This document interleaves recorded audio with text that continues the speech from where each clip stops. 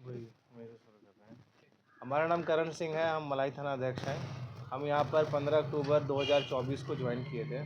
उसके बाद इस क्षेत्र की गंभीरता को देखते हुए जब हमने मतलब कि क्षेत्र के बारे में जब खंगालना शुरू किया, तो हमको पता लगा कि यहाँ पे मुख्य रूप से दारू माफिया ज़्यादा सक्रिय है। और एसपी सर का भी हमको यही साफ साफ निर्देश था कि दारू माफिया पर कार्य करना है। तो हमने हर क्षेत्र में अपने सिपाही चौकीदार को एक्टिव किया। उसके बाद जो दारू माफिया उन लोगों को चिन्हित किया गया, उनको बॉन्ड डाउन करवाया गया। 126 BNSS से कार्रवाई की हम लोग। और जितना हो सके, जितने जगह है जहाँ पर देसी शराब बनता है वहाँ पर लगातार हमारे द्वारा छापामारी की गई। बहुत व्यक्तियों को हमारे द्वारा दारू के केसेस में, कांडों में, पूर्व के कांडों में जेल भेजा गया, जिसके कारण उनके अंदर ये भय पैदा हुआ कि अब पुलिस छोड़ेगी नहीं। उसके बाद विदेशी शराब को देखते हुए जो हमारे थाना क्षेत्र के बगल में अन्य थाना क्षेत्र हैं, जैसे अपना यादवपुर हो गया और नौतन हो गया, जहाँ पर दारू का बहुत मात्रा स्टॉक होता है, हमने उन थाना क्षेत्रों में भी घुस के कई बार छापामारी की तथा उनके रूट में हम काफ़ी एक्टिव रहते हैं। हमारा जो गश्ती टीम है वो मोटरसाइकिल पर प्लस में सिविल में भी हम लोग खुद भ्रमणशील रहते हैं, जिसके कारण उनके अंदर एक भय होता है कि पुलिस कभी भी कहीं से आ सकती है। हम लोग 24 घंटे किसी न किसी रूट पर आज के दिन भी एक्टिव रहते हैं, जिसके कारण हमारा जो रिकवरी रेट है वो काफ़ी इंक्रीज़ किया है। जब से हम ज्वाइन किए तब से लगभग हम लोग हर महीने 500 लीटर के आसपास देसी प्लस विदेशी शराब पकड़ रहे हैं। सर आप कब से यहाँ पे मतलब ज्वाइनिंग हुई? 15 अक्टूबर 2024 से।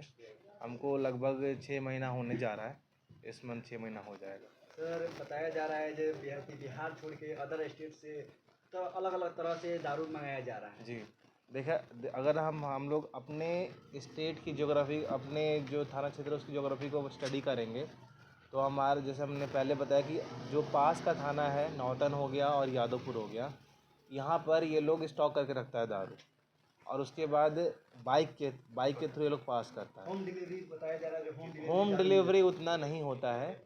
हम बता रहे हैं आपको कि जैसे नौतन वगैरह है वहाँ से आता है, बाइक के थ्रू ही आता है, क्योंकि वहाँ पे यहाँ रूट ठीक नहीं है, रूट उतना अच्छा नहीं है। और जब भी अभी तक जो देखे हैं, बड़ा बड़ा जो माल रिकवर हुआ वो भी मोटरसाइकिल पे ही हुआ है। 15 पेटी 20 पेटी जो है मोटरसाइकिल पे ही रिकवर हुआ है। और होम डिलीवरी वाला बात नहीं है। एक हम जैसे सिडनी बाज़ार में एक लड़के को टारगेट किया था, उसको भेजे भी थे, वो अपने दुकान से ही बेचता था। तो इस तरीके से हम चिन्हित पहले कर लिए हैं व्यक्तियों को, उन पे हमेशा हमारी नज़र रहती है। तकनीकी अनुसंधान भी उनके लोकेशन वगैरह पे किया जाता है कि कहाँ पर है ये लोग, ताकि और सर जो बाइक चेकिंग का ऑनलाइन चेकिंग चल रहा है उसको लेके आप लोगों का क्या क्या पहलू है सर? देखिए, यहाँ पर ना कोई मेन रूट नहीं है सड़क का। जो भी है यहाँ पर 2-3 मुख्य मार्ग है। एक तो वो जो वहाँ से सीधा आ जाता है मलाई में, तो हम लोग वहाँ पे मेन एक्टिव रहते हैं, क्योंकि उसमें ICICI बैंक, SBI बैंक में आने का रूट और 2-3 CSP जैसे PNB SBI का CSP 1-2 है मलाई के पास में, वो पड़ता है।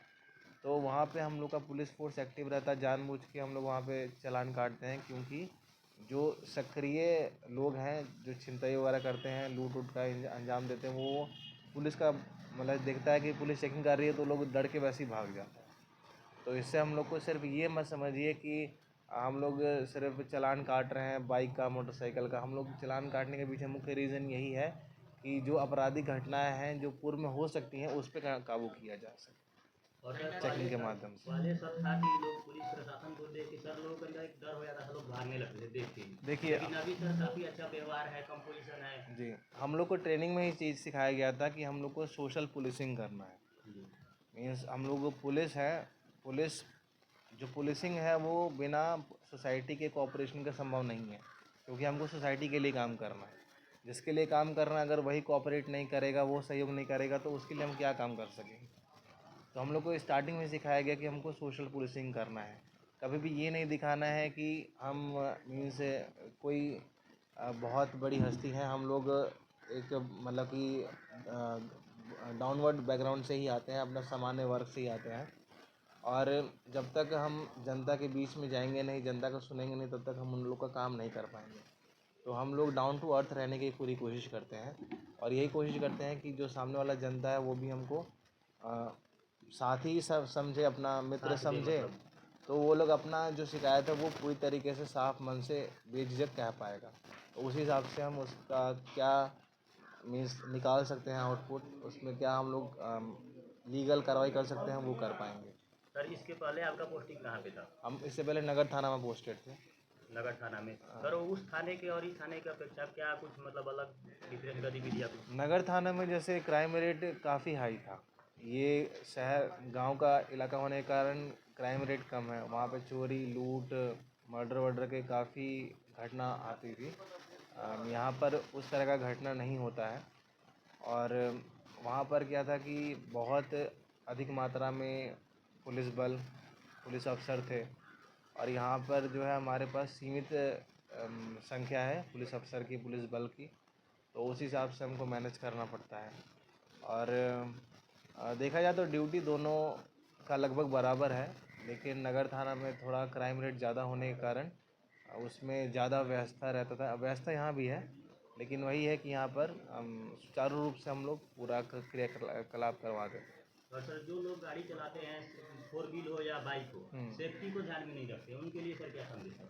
हम यही कहेंगे कि अगर पुलिस आपका 1000 रुपये का चालान काट रही है तो उसमें ये मत देखिए कि पुलिस आपको पनिश कर रही है।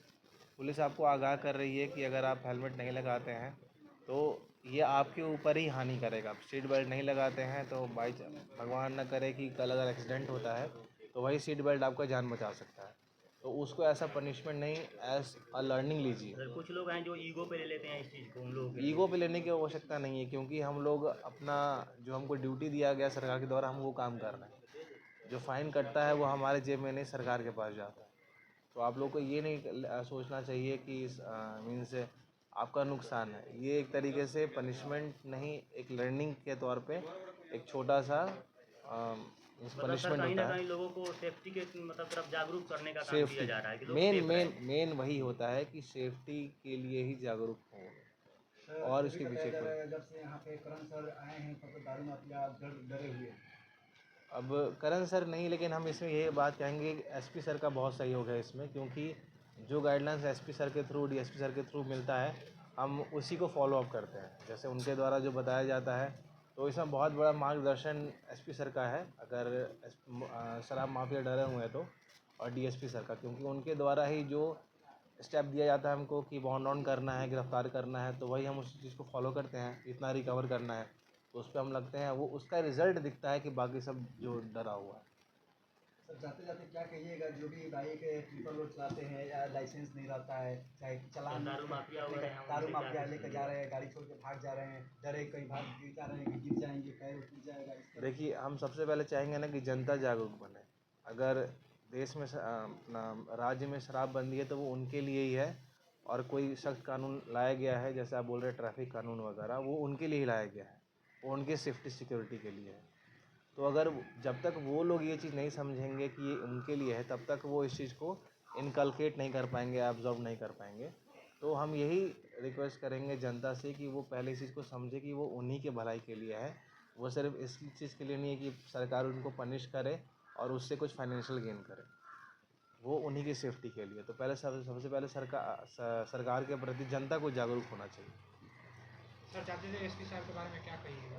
हमारे एसपी सर काफ़ी एक्टिव है, उन्हीं के मार्गदर्शन से ही हम जो भी क्राइम पे कंट्रोल कर पाते हैं। और जिस तरीके का आप माहौल देख रहे हैं कि आजकल, जैसा आप बता रहे थे कि आप अपराधियों में पुलिस को लेके काफ़ी खौफ है, और जनता जो है काफ़ी फ्रेंडली बिहेव करती है पुलिस के साथ, वो उन्हीं के मार्गदर्शन के वजह से ही संभव हो पाया। और सर एक और चीज़ जानना चाहेंगे जाते जाते, जो भी आपके थाने की टीम है उनको आप काफ़ी अच्छे से कोऑपरेट कर रहे हैं और क्षेत्र में काम भी उनका काफ़ी अच्छा है, जी। तो पहले से उसके सुधार लिए हुआ। पहले से काफ़ी ज़्यादा सुधार है क्षेत्र में, जी, तो उसके लिए क्या कहिएगा अपनी टीम के बारे में? हम ये कहेंगे कि जैसे कैपेसिटी इन लोग में पूरा है, बस हम ये कोशिश करते हैं कि इनकी पूरी कैपेसिटी का इस्तेमाल किया जाए। तो जैसे चौकीदार हैं, उन लोग को क्षेत्र बांटना, उन लोग को काम बांटना, उनके काम पर हमेशा निगरानी रखना, हमारा सिपाही कहाँ जा रहा है, किससे बात कर रहा है, क्या कर रहा है, उन पे कंट्रोल करना। तो इस हिसाब से सही सही तरीके से अपनी टीम को मैनेज करना, अपने थाने को जिस तरीके से काम सुचारू रूप से चल रहा है उस तरीके से चलने के लिए लगातार मीटिंग करते रहना, तो इन सब चीज़ों की वजह से वो लोग एक्टिवली काम कर पाते हैं और जो काम है वो सुचारू रूप से सही टाइम पर हो पाता है।